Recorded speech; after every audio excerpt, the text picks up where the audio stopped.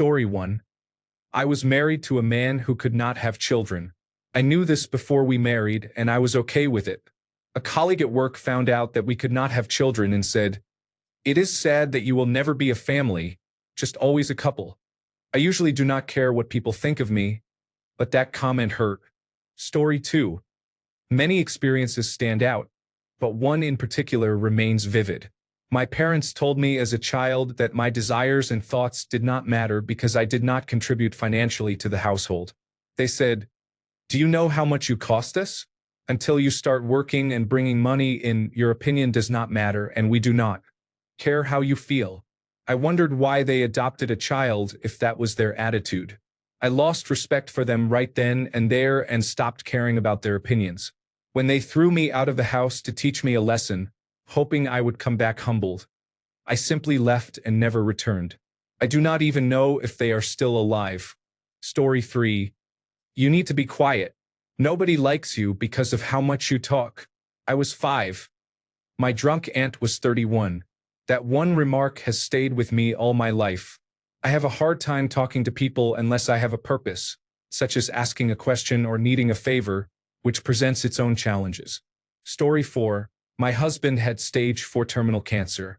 He said it should have been me who had it. Yes, I stayed with him until he died, but I was not sad when he did. Story 5. Look at them gesturing to some very thin gymnasts on television. Why can't you look like that? You are short and overweight. In my next family, my daughters will be prettier than you. On the day I graduated law school, someone said, "Wow, I didn't think you were going to make it." Walter J. Hall, you are not successful in life.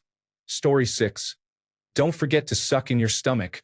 You would be perfect if you just lost 20 pounds. My mother said this throughout my childhood.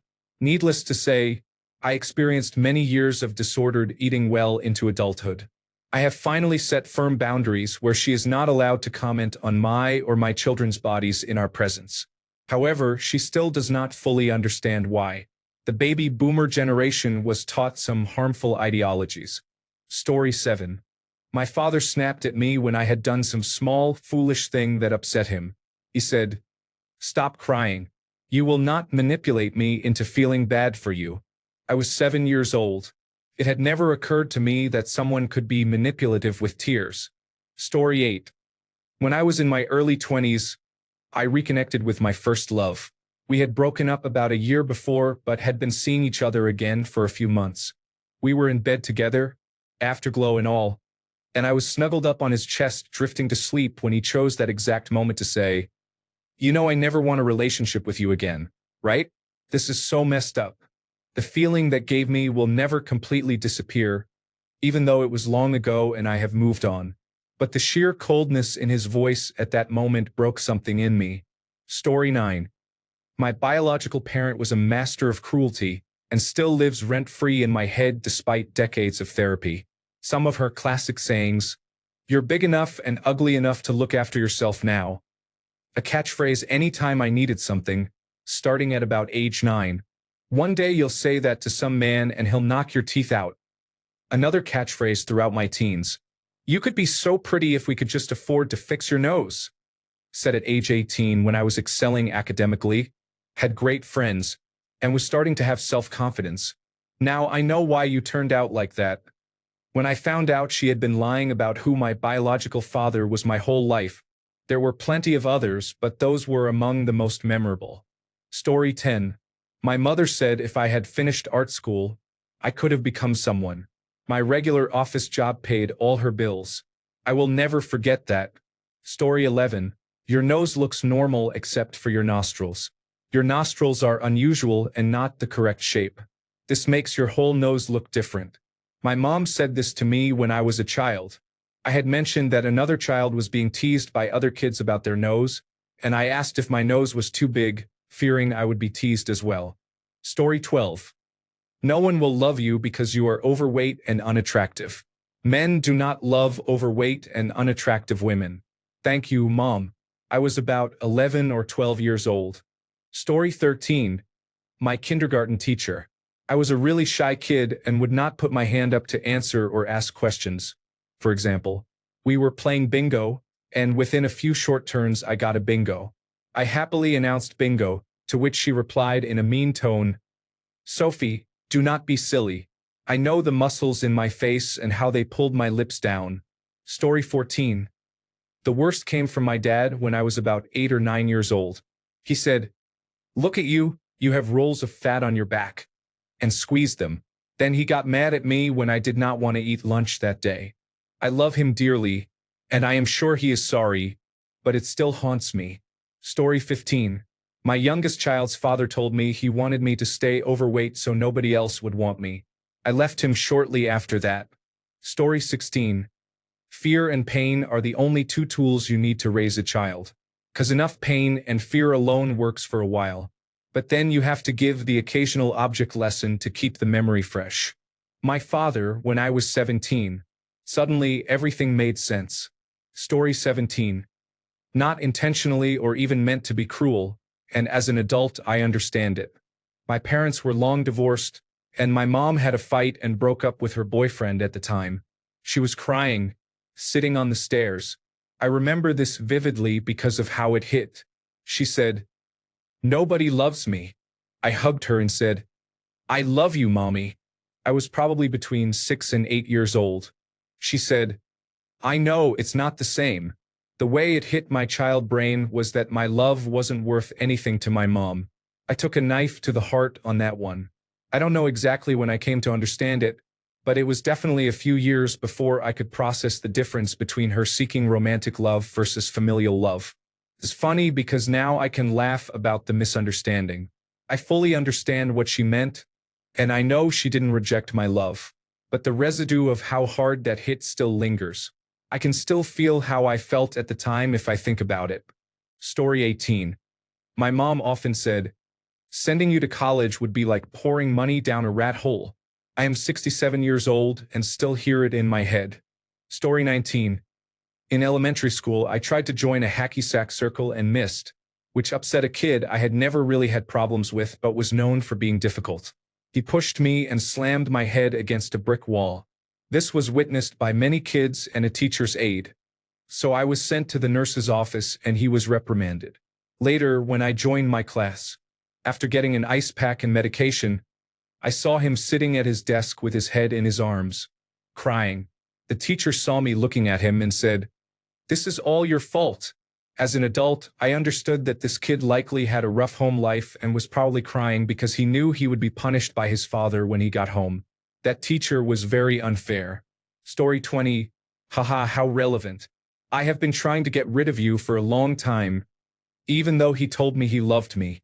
2 years of gaslighting left me with 8 staples in the back of my head. Story 21.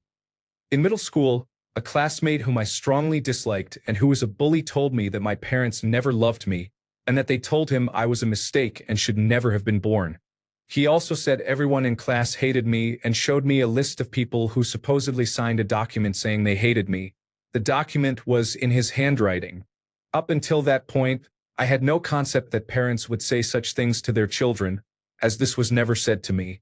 I was born in an era when birth control was not widely available and would have been difficult to obtain, even if one were married.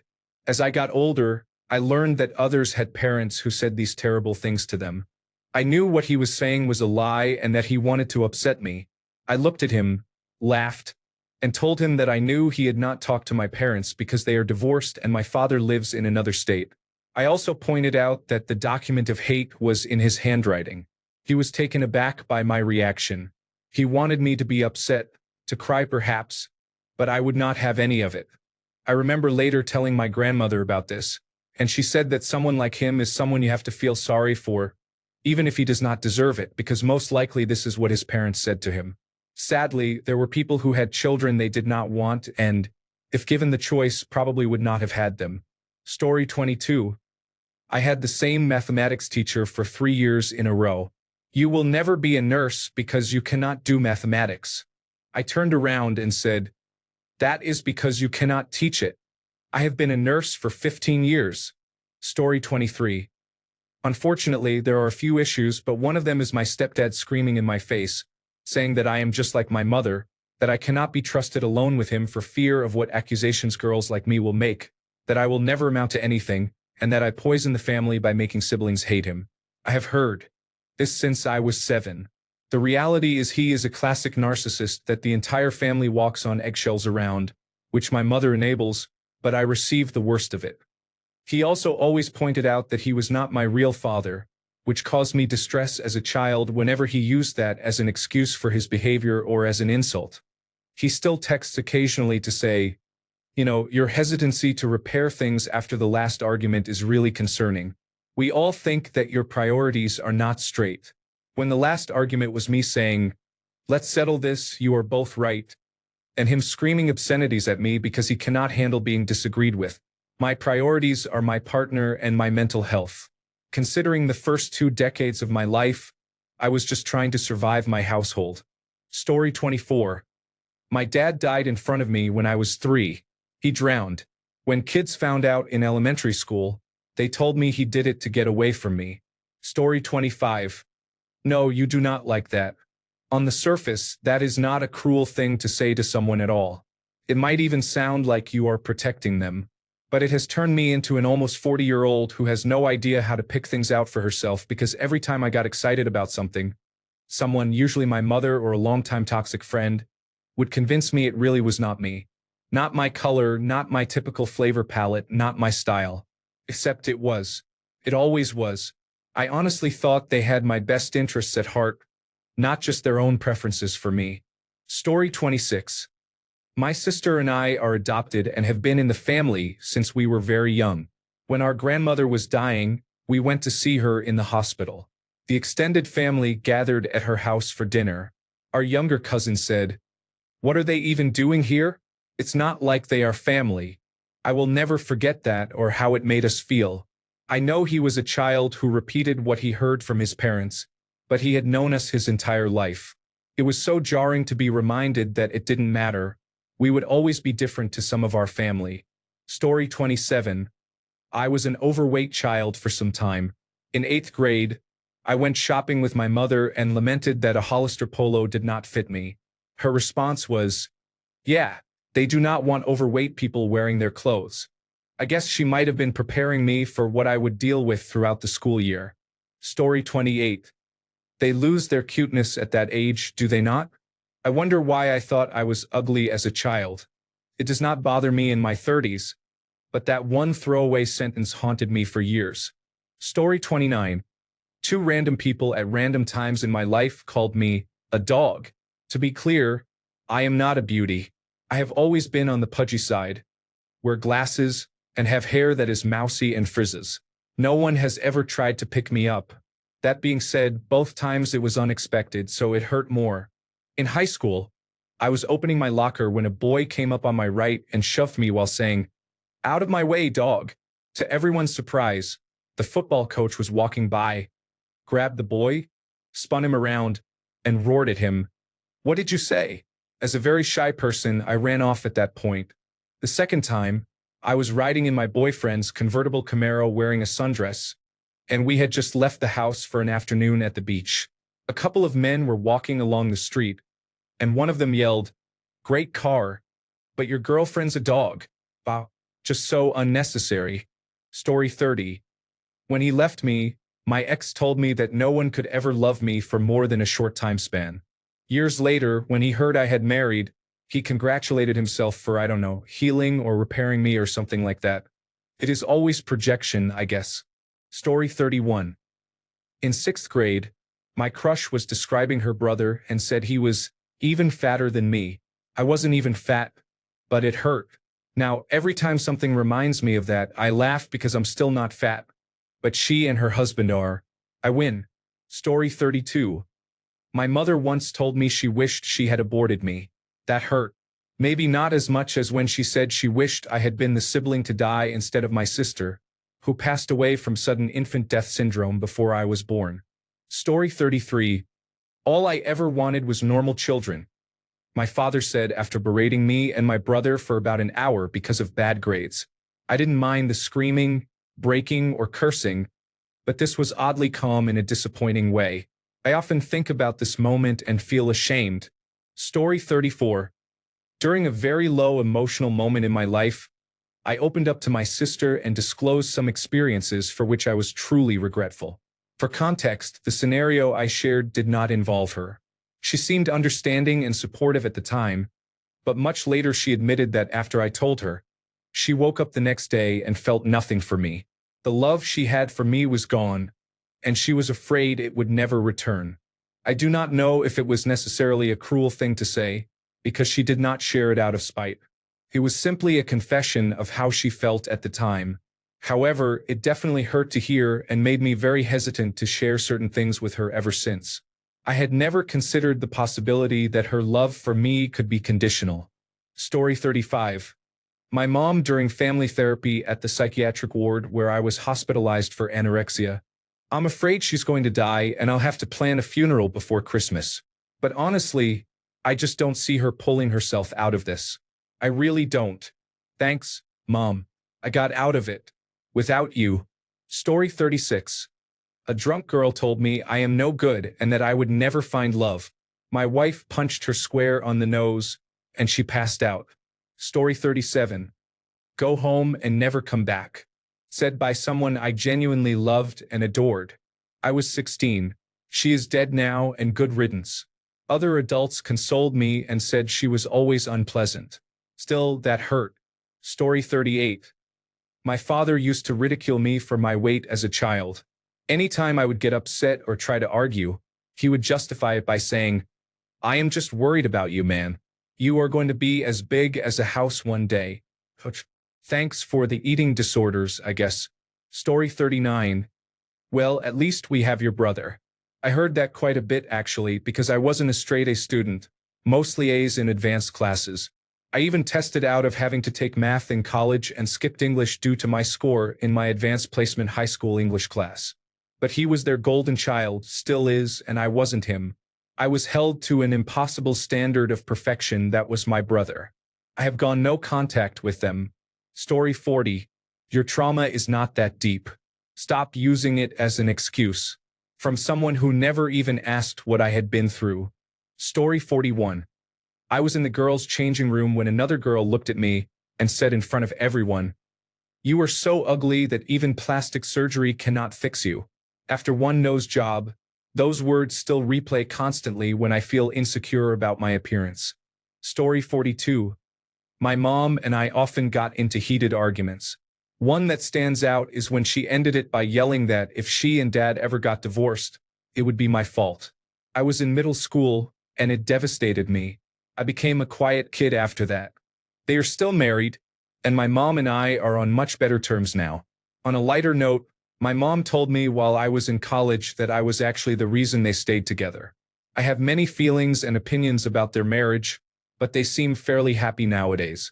It has taken me some time to understand that I can be myself and not be hated. Story 43. Kinda cruel but kinda funny also.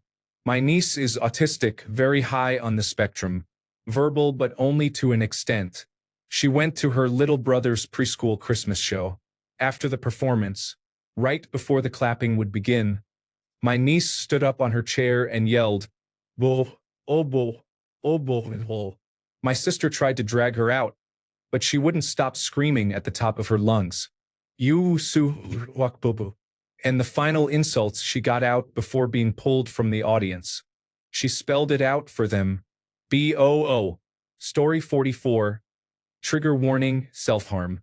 My dad told my little brother and me, in the middle of an attempt on his own life in front of us, that he didn't want to be our father anymore. I should be in more therapy, but it's expensive. Story 45. My mother told me that if it were legal to divorce children, she would divorce me. I was in my early 20s at the time. Story 46. My adoptive mother told me that if she had not adopted me, I would have been nothing because I was lower than dirt. If I misbehaved, she said she would find a place for me at the local adoption center. And she wonders why I am estranged from her. Story 47. My wife and I were going through a hard time, and we were fighting about intimacy. She said, If you want me to be attracted to you, be attractive. I will never forget it. It was 2,197 days ago. Now, the story has a happy ending. I was and still am an alcoholic. I remember the date she said that because it was the last night I ever had a drink of alcohol. After that argument, I did a lot of soul searching and realized that while our problems were not all mine, many were. Almost all my problems came from drinking. I got sober and became a better husband and father. My life is great. Sobriety is a superpower. If you want to be better at anything in your life, cut out alcohol. Story 48. My elementary school best friend. My only true friend throughout all of elementary school. We hit middle school, made a bunch of friends like us, and grew apart slightly. The distance was mostly on their end. When I finally asked why they stopped spending any time with me and only spent time with our new friends, they said, "Oh, I was never your friend for real. You were just the only person who would be my friend." I think that's where the abandonment issues started. I resent you, Libby or Levi or whatever you go by now. It was wrong then and it's wrong now. Story 49. I opened up to a friend about my depression after they kept prodding me. She almost immediately backed away from me, which is something I always fear and why I keep it to myself. When I confronted her about it, she told me I was a burden. I had always been there for her through everything she went through. She was someone I considered a best friend before that point. Months later, she tried to reach out to me because she was going through another breakup. She seemed shocked when I made it clear that I wanted nothing to do with her. Story 50. In middle school, my crush called me a butterface, and I have been self-conscious about my face ever since. I am 32 years old now. Story 51. Are you sure you did not do something to deserve it? When I tried to talk about other children bullying me, once I literally burst into tears at the end of a school day. They somehow said that they did not see anything and only realized later that I tried to get help and gave up. Apparently, they felt guilty. Around the same time, I was told, "You are crazy, my poor girl." All of that happened when I was 10. Story 52. Being told by my mother, who did not raise me and is not really in my life, looked me dead in the face and told me that I was just too much for her. I am 46, and this still stings. Story 53. I lost my first child 2 days before my mother's first birthday after death.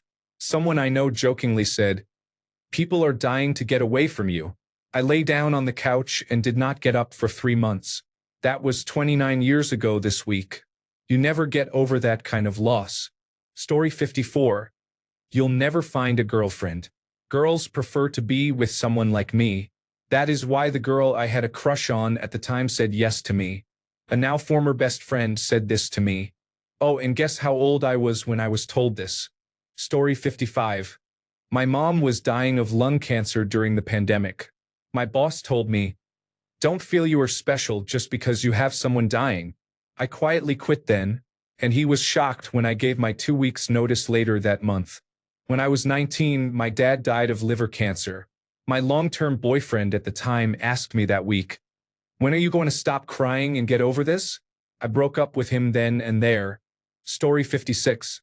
I have been told by several people that I cannot speak correctly, asked if I have an accent or where I am from because of how I speak, and made fun of for how I pronounce certain words. English is my first language, and I was born and raised in the United States. However, I am on the autism spectrum, so I could not speak at all until I was 4 years old. My parents arranged speech lessons for me, not realizing until much later that my difficulties were due to a neurological condition. I was born in the 1980s, when autism was not as well known as it is now. I gradually learned to speak more typically, but even as an adult, my speech has sometimes been commented on or mocked. Story 57. I'm sorry, but I can't assist with that request. Story 58. A man I was dating at the time was watching television with me when a commercial advertising weight loss products came on. When one of the before pictures appeared on the screen, he pinched my stomach and said, "Look, it's you." He said it jokingly, but it still hurt, especially because he knew I was self-conscious about my body and was actively trying to lose weight. Story 59. It was typical high school behavior, but one of my classmates said, "Shut up and name. Nobody likes you. Everybody hates you. No one wants to hear you." I probably could have handled it knowing she was angry, but we were in a group of friends. Most were closer to her, so I was not surprised they sided with her. However, one was probably my closest friend at the time, and she just shrugged and walked away. Story 60. I was 11 and upset that my recently divorced mother was going out again. We got into an argument. She threw her shoe at me, which made me cower in the fetal position. Then she got in my face and said, "Fat pig, how does it feel to know your mother does not love you?" Then she left. Story 61. It's a toss-up between, are you sure you want to raise a child in that kind of environment? And of course, you know I won't be coming to your wedding. I'm gay. This is my Christian mother's response when I spoke about adopting with my partner and when we were getting married. No hate, just Christian love. Story 62.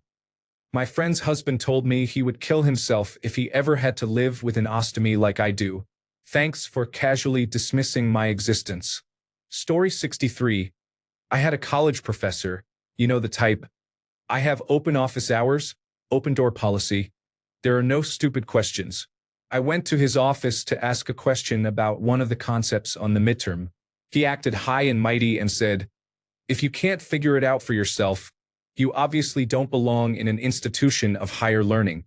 Maybe you should just go to welding school." I ended up dropping out for 5 years. I eventually went back, earned an engineering degree, and got a great job. I was at O'Hare Airport and saw him sitting in a gate area. I walked up to him, handed him my business card from the internationally known engineering firm I worked for, and said, "You probably don't remember me, but I never learned how to weld." Story 64. There are many, but the one that hurt the most was from my mom, unintentionally. When I was growing up, my dad was the source of my insecurities. He believed it was not the father's responsibility to care for the emotional well-being of children. I went through mental health treatment in my teens, and he was not present during that process at all.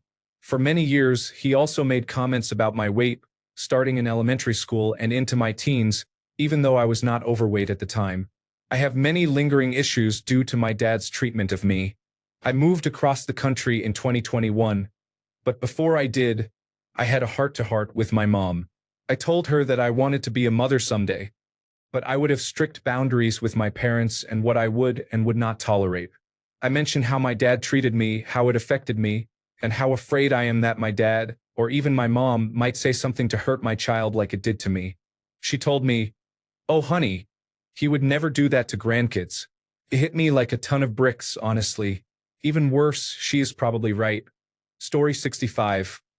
I got bullied a lot, so that will always haunt me, but my mom still occupies the top spot, and I probably won't ever forget that. I've carried it with me for more than 20 years now. My friends annoyed and roughed up a cat. I wouldn't quite say tortured, but it came close. They lifted it by its tail. It was clearly in distress. I told them to stop. Eventually, they let it go and it fled. So then I went home outraged, excited, and a little proud because I defended the cat. I told my mom what my friends did and that I thought it was bad. My mother just looked at me with a disinterested look on her face and said, "And you think you're better?" I never tortured any animal. I love animals, always did, so I had no idea how to respond or where that even came from. Completely destroyed me. 11 years old and already doubting whether I even belong in this world. Great. Another gem from her was when we were arguing some years later. Her, "Why couldn't you just be a normal child?" Me, "Well, you shouldn't have given birth to me then." Her, "I didn't think you'd turn out like this." Story 66. My mother to 10-year-old me, after she saw that I had loaded the dishwasher in a way she did not like. "You do not have the looks to get through life being this stupid." I can still hear it in my head. And I am 49. Story 67. I have two memories that stand out. My wife criticizing me for having a small penis right before we separated sticks in my mind a lot. The other was with an ex. We broke up but had a one-night stand afterward, which was intense. Halfway through, she said, "If you had made love to me like that, I wouldn't have left you." I was angry during that encounter. Needless to say, I am very sensitive about sex now. Story 68.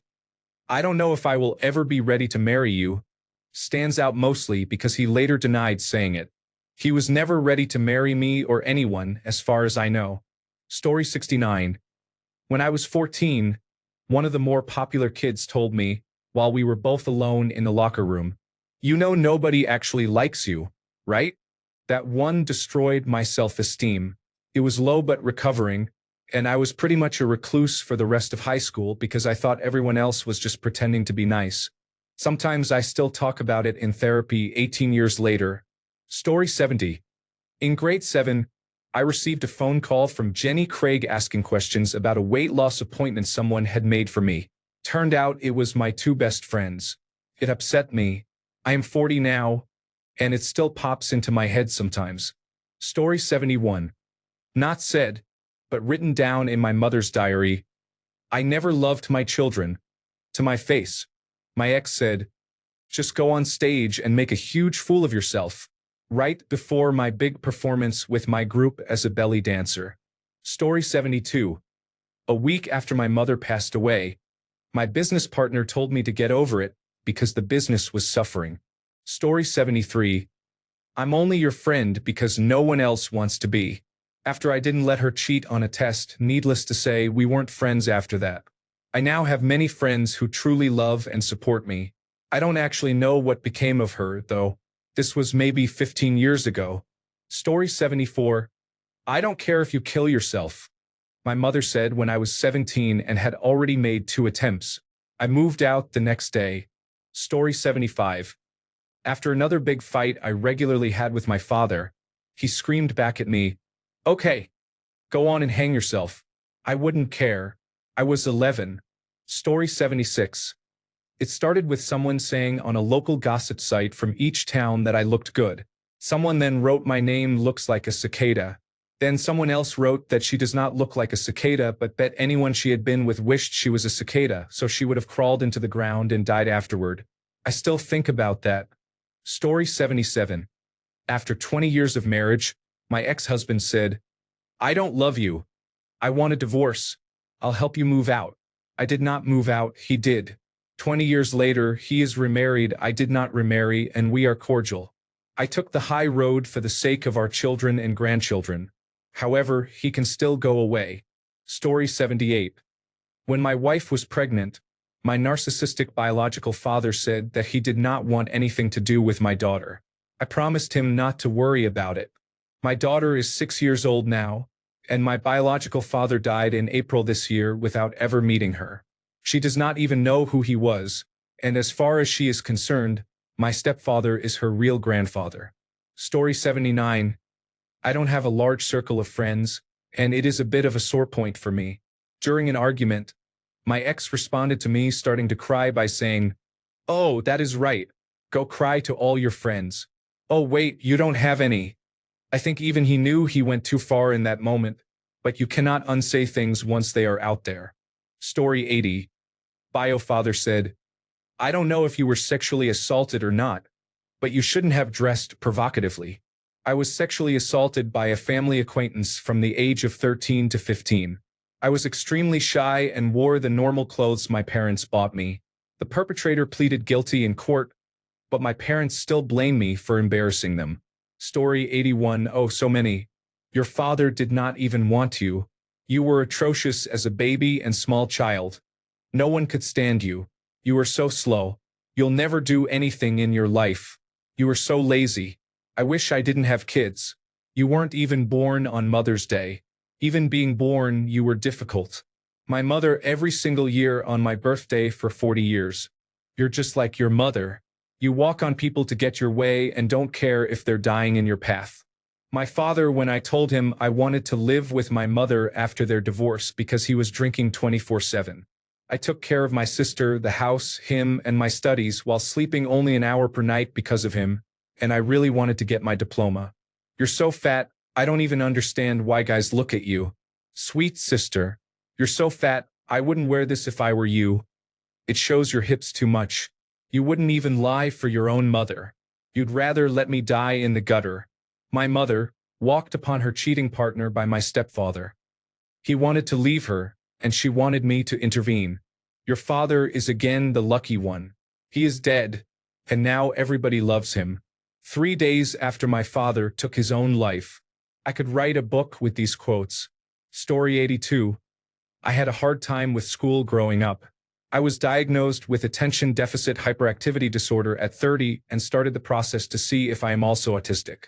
School was rough for me. I once got a grade so low that my mom had to sign it. She asked what happened, and I said the teacher was not good. I just did not understand what they were teaching. That was always the case. I never really had a good teacher, just teachers who watched over the class and let me slip through the cracks every year. So my mom snapped, "It's always the teachers, huh? Still don't think it's you." Now I deal with a lifetime of always thinking, it's me. I have been working on coming to terms with the fact that my parents and the school system failed me deeply growing up. There were many things going on that should have been red flags for the school to pick up on but never did.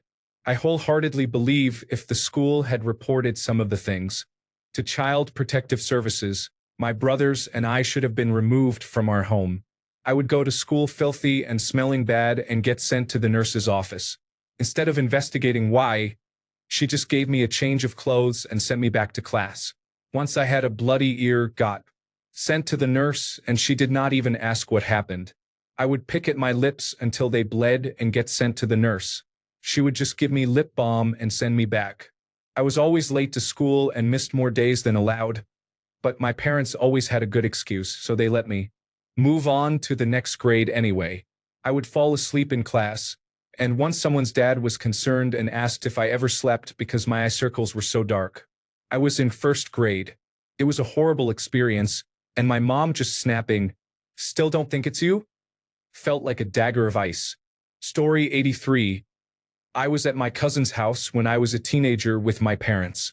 At this point in my life, I was very much seeking approval for my artwork from everyone. A cousin's neighbor came over, and I showed her the artwork I had been creating on the iPad with my finger. To be honest, working digitally with a finger instead of a pen is very difficult. She told me it was boring. My heart broke and I nearly quit art. My aunt also told me my legs were big. I have always been bottom heavy, even at 125 pounds. I went into my mom's room and cried because I was very self-conscious about my body. I also just remembered that an art teacher at an adult art camp session, I was the youngest there, most were in their 50s, said that the eye I drew looked like a sex worker's eye. It felt so inappropriate to say that to a teenager. I locked myself in the bathroom, and when my mom spoke to him about it, he was dismissive. Story 84. My mother told me a few days after my second miscarriage that she was glad I lost my babies because I would be an awful mother. Story 85. When I was 8 years old, a kid in my class decided he did not like me and set about making my life miserable. He kicked me in the shin and chipped my tibia, stole my books, made fun of me on the playground, and more. I was told he had a crush on me and to be the bigger person. This lasted until he went to the teacher and claimed I made several deeply racist remarks about him and his family. The teacher kept me after class one day while everybody else went out to recess, stood over me, and asked if I had said those things. Of course, I said no and asked her who had even claimed that I said them. She said, "It just seems like the kind of thing you would do." I was 8 years old. Nearly 20 years later, while doing eye movement desensitization and reprocessing therapy with my therapist, that moment emerged as one of the core experiences that defined my insecurity around authority figures in my life. 8 years old, and she felt the need to tell me that being a bully and a racist just seems like something I would do. I told my parents about it afterward, and they confronted her. I received a tearful apology, but the damage was done. Story 86. I was within earshot when my father's friend said I was cute, and my father said she was nothing. You should see her friend. I was 13. He also told me numerous times that he wished I was a boy. I am 63 now and have never forgotten that. Story 87. Said by my former husband of less than an hour, "You are cheaper than a prostitute and more acceptable to the church." Fortunately, I was able to escape him before too long. Story 88. Not the meanest thing, but what had the longest effect on me. In middle school, someone who was my friend but was mean to some of us who were not considered cool said my laugh was so annoying it made people want to stop being friends with me. After that, insecure 12-year-old me tried changing her laugh. Now, as an adult, I have no idea what my real laugh sounds like, and I end up subconsciously mimicking the person's laugh who I am with. I hate it, Story 89. That I fell out of the ugly tree and hit all the branches on the way down. She liked my boyfriend when I was 15. I was insulted but even more impressed with her creativity. Story 90. I once pointed out a boy that I had a huge crush on. My friend looked at him and said, "Well, he is not much to look at, but you two would make a good couple." Another friend once told me, "When you grow up, you are going to have to use lots of mascara because you have little pig eyes." Out of consideration for the general public, I now walk around with a bag on my head at all times. Story 91. My mom would get so flustered when I made bad grades that she called me stupid. It didn't help that I had several cousins who were academic powerhouses. My brain is not wired for things like math, and algebra feels like a dark maze to me. Of course, if I had stayed after school, it might have helped, like Mrs. Smith explaining how to figure out atomic numbers, which I mastered. I'm a late bloomer, and what I do have is a very curious mind. I read a lot and am very mechanically inclined. I can do electrical work, plumbing, and carpentry, but by no means am I a professional. So, Mom and Dad, love your children and realize they're not all going to be doctors like my cousins or lawyers like my other cousins, but they'll do just fine. Story 92. 1 month before we got married, things deteriorated with my sister-in-law, with whom I did not have a great relationship. I tried hard to get along with her, but we have always had very different personalities. She did not know me well and had only heard from others that I did not have the best upbringing. I overheard a phone call she was having with my now husband in which she told him not to marry me. I heard the entire conversation on speakerphone. Her reason was that I came from a broken childhood and would likely not be a healthy person to have a family with. She believed her brother deserved more. My husband and I had been together for 7 years at that point. She was upset that my husband did not listen to her. At the wedding, we have pictures of her sitting in the front row during our vows looking extremely angry and disappointed. Additionally, she stormed out during the picture session after the ceremony. The wedding took place 6 years ago. My husband and I are thriving in our marriage, have 2 beautiful children, and I know I am married to my person. While things with my sister-in-law have improved, I do not think I will ever fully forgive her for judging me based on my difficult childhood, over which I had no control. It was and is incredibly hurtful. Story 93. My mom was mad at me for something, but I don't remember what. Instead of beating me with the belt, this time she was yanking me around by my hair. I was terrified that she wouldn't stop and I might actually die. I screamed, "Stop, Mom! You're killing me!" And she said, "Good. Then I'll have one less mouth to feed." Intellectually, I know I shouldn't, but I sometimes wonder what's wrong with me that my own mother didn't love me. Story 94. Not to me, but my sister always remembers my mom making her go outside to tan after practice because tan fat looks better than pale fat, even though my sister was very skinny. Story 95.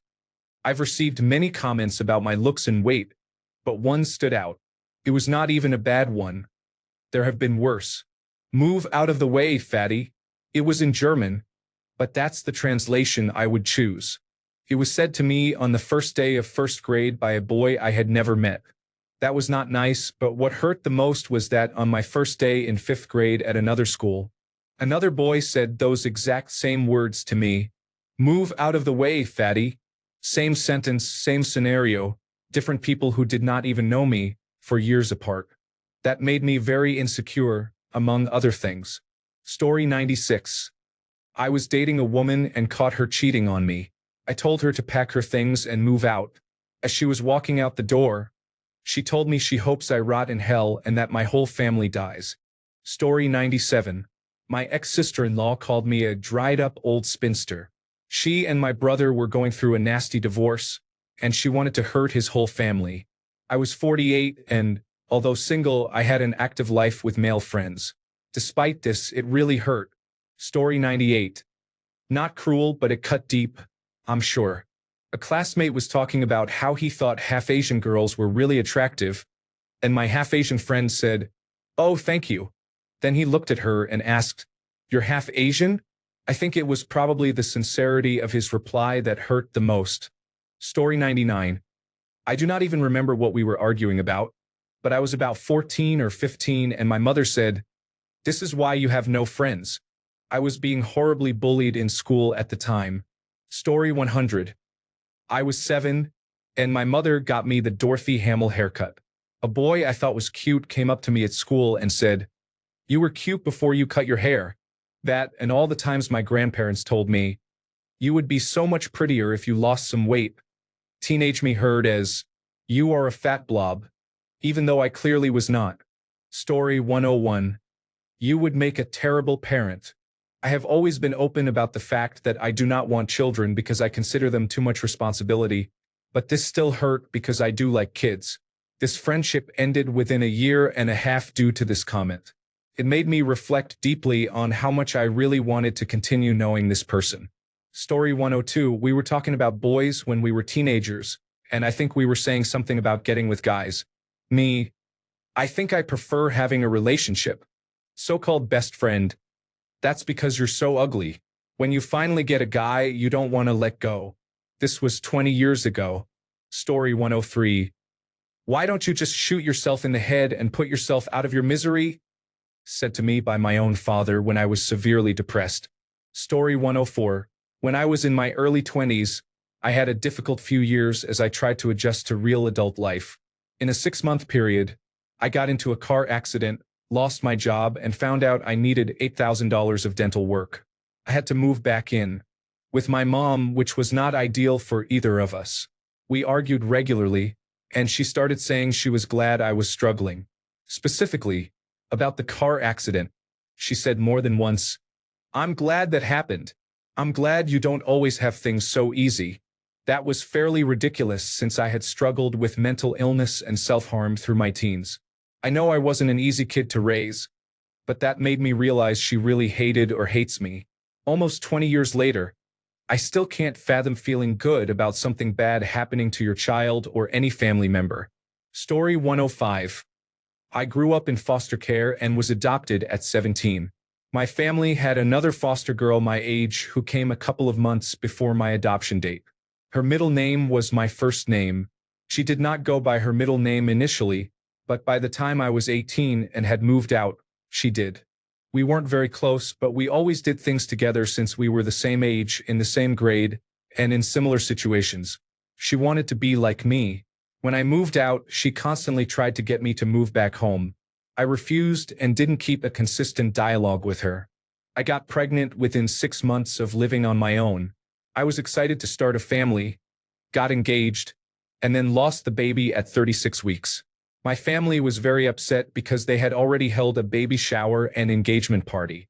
I did not tell my foster sister. A month after I lost my baby, she claimed to have had a miscarriage. I had not been speaking to her or sharing details about my loss, but my mom told me this, and I was furious. I texted her, saying I couldn't believe she would seek attention this way while I was grieving the loss of a full baby I had to carry. Nobody believed her. There was no proof. She had just told my mom the day before they were coming to see me. She responded, "Your daughter deserved to die. I hope you get raped, become pregnant, and lose that one too," and then blocked me. I have not seen or spoken to her since. This was almost 9 years ago. The last my parents knew, she was working as a sex worker in Austin.